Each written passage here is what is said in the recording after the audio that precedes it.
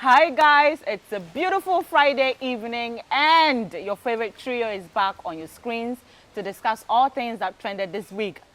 And oh my, LGBTQ are in the news, and of course there are some new beefs that are currently going on in the entertainment industry. Our show is proudly sponsored by Cheesy Pizza, your pizza your way. Don't forget to step into any of their branches in Accra and grab yourself some hot and spicy pizza. We'll be right back. Stick and stay. You can find Cheesy Pizza at the Ring Road, Kasua, Dansoman, Osu, Asherman, Hacho, Speeters, and Adenta. Cheesy Pizza, your way. Welcome back, guys. Yes, I know for the past 2 weeks I've been missing in action, but I'm back stronger and manono ayeding into a show no. And the tours have to go everywhere you needed to go. Guys, my co-hosts are here. JQ Bebe. With a cabin crew style. On guard. And of course, the Shade King himself, Nana Mcbrown. How are you doing, baby? I'm good. I'm doing good. Oh, he celebrated his birthday over the week. Yep. Still a small boy. He's still a small boy. Nobody needs to know. Please. But yeah, birthday presents. If you have any birthday presents. Let it come, guys. Yeah. Let it come. How is Legon treating you? I want out. My yasha with ma. Yeah. Yeah, guys.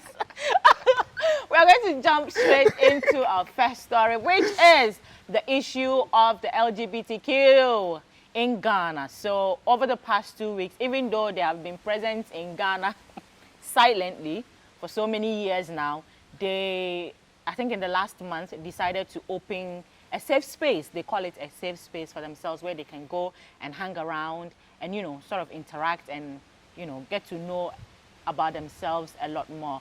But their presence, the fact that they were bold to open such a space has caused a lot of, you know, controversy on social media and, you know, they've been all over the place. So it began as when they opened the office, the European Union was there to grace the occasion. The Australian High Commissioner was there.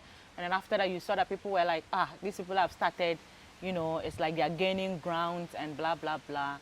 But then the police finally, you know, closed down the facility, which apparently was situated at Asherman Estate. And so Ghanaians are hoping that with the closure of the office, it will close their sexuality. I like the pun. Yeah. But yes, Nana Mcbrown. LGBTQ in Ghana. I mean, it's been a long time coming, isn't it? Yes, it has been. And I think people are delusional. I always say this. And I always cite the president's response on that Al Jazeera interview where he said, it's only going to be legalized when there's strong agitation and mobilization. This is the time for, they are mobilizing. This is a strong mobilization, this is a strong agitation. And when you said they had the boldness, like most Ghanaians thought, what do you think they would have? They are fighting for their rights to be recognized, acknowledged, and respected. Yes, they're going to have the boldness. They're fighting for their rights. It comes with the boldness. This is the mobilization that every other human rights activist or human rights supporter or somebody that's knowledgeable about human rights know that it takes a set of people to mobilize and push for their rights, from the civil rights movement to women's rights movement. I don't think it's surprising. As you said, they've always been here. Yeah. And I'm waiting to hear one sound argument as to why they shouldn't be allowed to be here legally and to be accepted. One sound argument. Exactly. Now, JQ, the Metro TV journalist who came out as gay, I saw some comments on social media where some people were saying that he had been paid to come out as gay. Like, they're paying them so that they'll have a bigger voice, sort of. Not to catch you, that's the thing about Ghanaians. They can't fathom like somebody could be gay without being maneuvered into it, pushed, paid, or like sort of lured into it. Somebody can't be going on their own. But after so many years, you know, why do you think he thought like this was the right moment for him to come out? I mean, I remember in 2015 when his issue came up, you know, he had been caught in a scandal, allegedly in the act with someone else, and the person was threatening to release the footage because this is what he is, and then he said he was not. And then in the recent interview, he said the reason why he did that back then was because he feared he would lose his job. One, he feared that people were going to stigmatize him and act funny around him, and he didn't want that.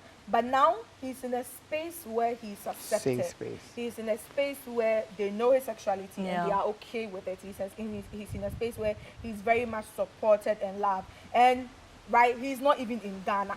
So if he's coming out, it's not like any Ghanaian is deliberately going to take a flight and go all the way to France, Euronews, newsroom, go and say, I'm looking for Ignatius. I know because of then they need Waba out as gay. It does not make sense that anybody would pay him.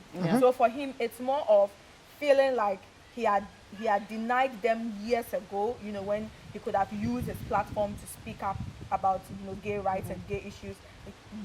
That kind of pain and that resentment of not owning up then. And now that the conversation is back up, he feels this is the right time because I'm also in a safe space where I'm okay. So I'm just going to put it out there so that people know that, yes, ordinary Ghanaians, even those you see on TV, can still be gay and still be able to live their lives that way. On the issue of criminality, I don't know, since none of us really know the law and all of that, there are people who are threatening to kill these people. Yes. Now, if these people are, I don't think they say carnage, something. Unnatural carnage is the law. Yes. That is against it. Yes. So you, the person who is threatening to kill a human being, are you not also going to be First of all, even committing an offense? That law doesn't explicitly, I said it here, specifically or like explicitly speak on LGBTQ rights. Yeah. It just means putting your manhood in any other place other than the vagina. Vagina. So oral sex, That's, by the law, carnage, yes, it's also recognized as a crime. So what is your point to beat somebody? I think that is why people are pushing for their rights to be accepted. That people can boldly and publicly say they would kill you if you come out as gay or lesbian. That shows that nobody cares. And they feel like the law can back their criminality, can back their terror and their horror that they can put on somebody for being themselves. Your last thoughts on this. Do you think Akufo-Addo is going to be pushed to legalize this? No, not going to happen anytime soon. Yeah. Not like in the next 5 years Yes. at all. My point with all of this, current LGBTQ issue is the fact that, they are trying to make their voices heard and all, but I feel to some extent it's an over-exaggeration. Because, after this whole shutdown of the facility, they're all on social media, brutality against LGBTQ people in Ghana. But it is. No, but it's not because brutality. they didn't steal the facility. And who said it's not brutality? How is it brutality? And You all those brutality was also, I think it summed up everything that they have experienced and continue to experience. It's you're not just shutting limited down. to the This is shutting where down a of the place where they call a safe get my space, point? and then you've gone to shut To it me, down it's just with an no. exaggeration, because I'm of the view. I'm of the view that these LGBTQ people have been living in Ghana for years, like you said in your opening statement. They have been living here peacefully for years. Peacefully. Yeah. They haven't come out as gay. They are living in the shadows like Ignatius. Do you know an openly gay person known to a lot of people that is living freely? Let's not do metrosexual. I'm not talking about people that exhibit a lot of feminine traits and you assume. Yeah, but there are a lot of gay people that live freely in Ghana. Nobody goes around brutalizing people because they are gay. I know somebody that did on campus. They literally beat a person up because of the assumption that they were gay.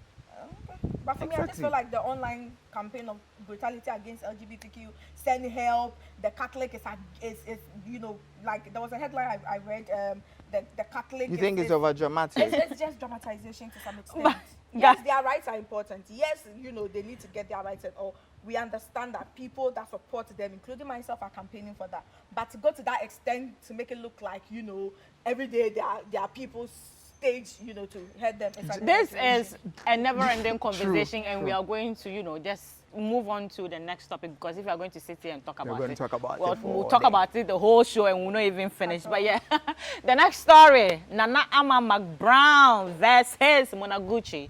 So last weekend on the United Showbiz show, Monaguchi was invited as a guest. Monaguchi. Monaguchi. Accent for me. Yeah. She does? Yeah. I've never heard her speak. Like, but yeah. No,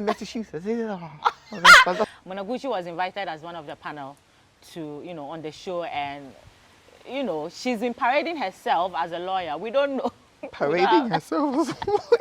That is no, that those are the claims, because people are saying they don't know her, they've not seen her law certificate. She hasn't practiced any Not law. to catch you. Have you seen Sandra Nkobia's law certificate? No. Thank you. But we have seen Sandra Nkobia coming out of courtrooms. Yes, and all everything. called to the bar pictures. Exactly. So we know. But yeah, Monaguchi was she went to the Massachusetts. Make to me, I can't pronounce the name. But yeah, School of Law, a honum baby. And she has worked with Abigail and Co. Yes, she interned there at Abigail and Co. But the long and short of it, of this story, is that Monaguchi is saying she was ambushed on the show because she felt they just called her there to sort of embarrass her and all of that. And so after that, she wasn't really happy with the way Nana Mcbrown handled the whole interview. And she has come out to release some secrets, according to her. And now she's going about saying that Nana Mcbrown has, her husband, Mr. Mensah, has impregnated another woman. And the woman, people are saying, is Chichi of Nyonyo. So that is the news going on. And it coincided with the day Chichi announced the birth of her twins. So do you think Maxwell Mensah would go to that extent? Go to someone doing what? Cheating. Cheating. No. Unfaithful. The way you said to that extent, it was like sleep with Nana M's best friend. Nobody knows Maxwell, so I don't think we can say as to understand what he's capable of. But I think my point of contention is the fact that if you feel ambushed, which I actually felt too for her, I felt like she was ambushed on the show. There are a lot of things Nana Mcbrown let go unchecked. Yeah. But if you're feeling ambushed, what is this? Like you're too vindictive to say, okay, let me pay you back with some secrets, unsolicited secrets about other people. First of all, nobody would know if Maxwell has impregnated Nana Mcbrown's best friend. And even if he has, it is not your business, like it is not my business. If you feel ambushed, you're a TV host, take it on in some different way other than being this vindictive ploy to also taint somebody's name because you feel they taint your reputation. It doesn't make sense to me. Now, there were certain sentiments from some people on social media that it's a disrespect to Chichi and her husband. Because, you know, according, you know, from Chichi's post, they've been really trying to have a baby. She had miscarriages and all. So this was like a miracle baby. Just for like baby them. magazine. Yeah, so she was very enthused about it. And Nana Mcbrown even came out to, you know, congratulate her on her social media. How do you think this is going to affect Chichi and her husband's relationship? I think it wouldn't anyway. It's just hearsay. You know, people, like when there's a break in communication, so apparently there are issues going on between Chichi and Nana Mcbrown. So they are no more friends. Yeah. So because they are no more friends, Maxwell is actually very close to Chichi. Okay. So then, according to assumptions,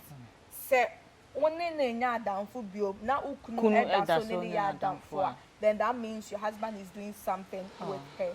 So that's how the whole thing, you know, turned around and made it look like. But I don't think that for a woman that has been married for close to 4 years and has been trying for a child with her husband, she would want the day she gets to celebrate, you know, her presents, which are her children, for people to see her post and be wondering, is it her husband's children or it is Nana Mcbrown's children? It's just downright disrespectful. And I think Monaguchi should just be ashamed of herself.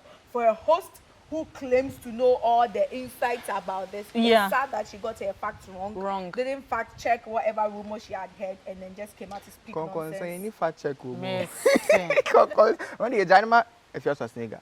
Oh, not the between. The two of them too. I mean, going on Charlie, but yeah, another beef that is brewing is Nana Mcbrown and Aisha Modi. Your favorite Aisha Modi. Yeah. So apparently Aisha Modi went on live and dragged Nana Mcbrown, said there was news that she had struck a deal with Victoria Kimani to be her manager. And apparently during the process, Nana Mcbrown was about mouthing her and telling the people that they shouldn't give the job to her. Into Nibuwe for not dragging Nana Mcbrown, and she also made mention of the fact that Nana Mcbrown had come to borrow $15,000 from her. Ono the sika will be bank. That is the entertainment industry financier. Hey. So she was dragging her, and Nana Mcbrown did not sit silently. She also came on her social media and said, dared her and said, you know, if you have any evidence of me coming to borrow money from you, you know, come out and say it. So it's a back and forth between the two of them. Mrs. Aisha Modi, number one fan. Me, I'm on your fair. Me, I'm in the entertainment industry. Will be nobody. She can't come at me. But mom, get a job, get a life, and focus on it. Thank you. Nana Kwame. I co-sign. Get a job, get a life, and focus on it. That was it. And on that note, we'll take a breather. We'll be right back. You can find Cheesy Pizza at the Ring Road, Kasua, Dansoman, Osu, Asherman, Hacho, Spintex, and Adenta. Cheesy Pizza, your way.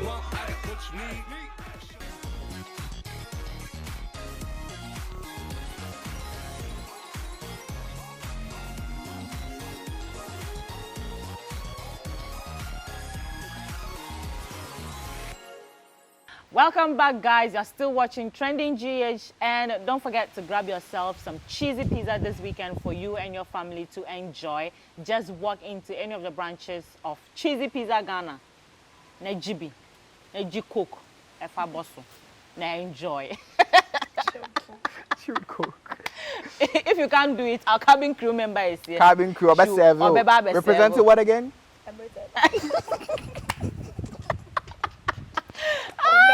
On God. Guys. But yes, our final story, which is, you know, our hard news segment, is that Yehovah Duminti COVID-19 vaccine no. Afro plane abelande wa Ghana. Ameyaw party aye ehun aduane niama aye God Ghana. You know, and then it has arrived. My problem with the whole thing is that a lot of people are still struggling to come to terms with the fact that the disease itself is real. And the government of Ghana has not done any sensitization about the vaccination, what we should know. The side effects, the possible side effects, nothing. You know, before the US and the European countries decided to start vaccinating their people, there was a whole lot of, you know, they put out so much information, media. I remember the health secretary or something, Biden was on Shade Room because they wanted to connect to the Black Americans and tell them about the vaccine. Ghana even made adverts, like really cool adverts. So nothing of that sort has been done. Then and you've already done your list of priority people who are going to take the vaccine. Right. You know, when you know that so many Ghanaians do not even believe that COVID is real, how are they going then to come out and say, inject me? I wonder, there's this government institution, NCCE. It is, I always say this, it is one of the most useless institutions in Ghana because it is the that is their job. Civic education. Yeah. They are supposed to educate the people. Write little books in Chiga about whatever the speakerphone cars that they have. Nothing, no shit. Already Ghanaians are like, I don't know, Ghana, you know. And I said there's a vaccine. I'm not just saying a word. And already, some are saying there is 666. Religious fanatics are saying 666. Some are saying that it is deployed to Obian in it there. And you can't even blame them because the government has done nothing. When Biden and all the big presidents in the other, when they were about to take they televised it so that people will see that this is actually real. I don't know if Akufo-Addo is going to do the same thing. He should be the first person to take the vaccine on live TV for all of us to see. If he does that, maybe some people it will change their mind. But another thing about the whole vaccination that is trending on social media is the fact that Sky News reported the news and said the COVAX medication has finally landed in the poor countries. Ghana is the first of the poor countries to receive the first batch of COVID-19 vaccine. Exactly. Do you not call ourselves third world country? Are we not poor? Are we not in judgment there? Are we not taking the vaccine for free? Yes. Did you not go and take COVID relief? You see 100 million. They say Enya Yeah. into a fair poor or make or macadie. Celebrities ni And you have one ego. Yeah, but about your ego being bruised, but the statistics are there. You are not celebrities a developed country. We are not. What are they? Prince David came out to talk about how government appointees will go and take money. I'm like, you know, excuse me, but shut up. You came, you come out and you campaign for people, go and take money and campaign, and you come and sit there and say political parties will go and take monies and packet it, and then Ghana is not developing, and people at the outside world is, you know, calling us poor. So he was angry, blaming leaders, or he was blaming the people for? He's blaming the leaders for making the world see us as poor. So the leader he campaigned for to be voted into power, no, he's not making all the corruption allegations that's been leveled against. He's not said anything. Government, you didn't come out to say nothing, nada. Now, but now, you can't say that leaders, past leaders, and then it's kind of better. Guys, up next is our fun segment, and we'll be right back for that.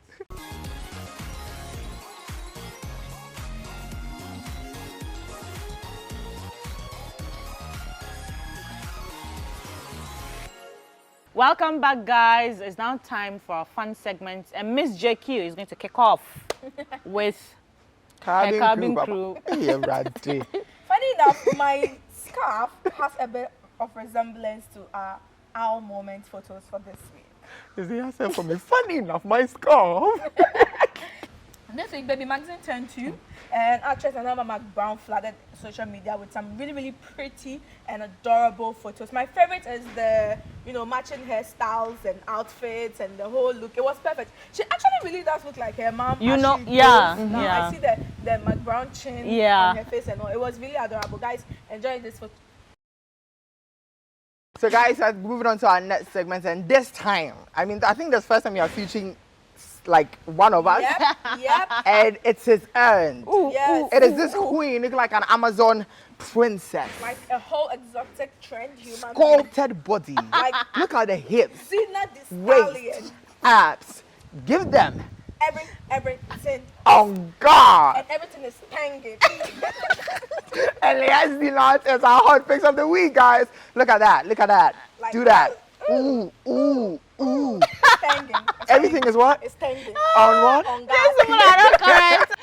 Hey guys, we're moving on to our next segment, which is throwback, and as usual, we take it all the way back to when they were on the moon before they became the stars. And this week, Castro Destroyer, whom we miss so much, and Kofi Kinata are featured on our throwback segment this week. They look like that's another come dom. It's the teacher-student image for me. It's like, you know, his ways. And he learns well. Yeah, he learns well. I think he did. Wherever Castro is, yeah, he'll he be must proud be so because proud. he's really doing him proud. Yeah. And that is nice. And that is it for our show today. We hope you enjoyed it as much as we did. Don't forget to tell us what you think of everything that we discussed today in the comment section. And follow us everywhere on social media at Ameyaw TV, on YouTube at Ameyaw TV Official. Please and please subscribe. Until next week is bye for now. bye. See you on my next flight.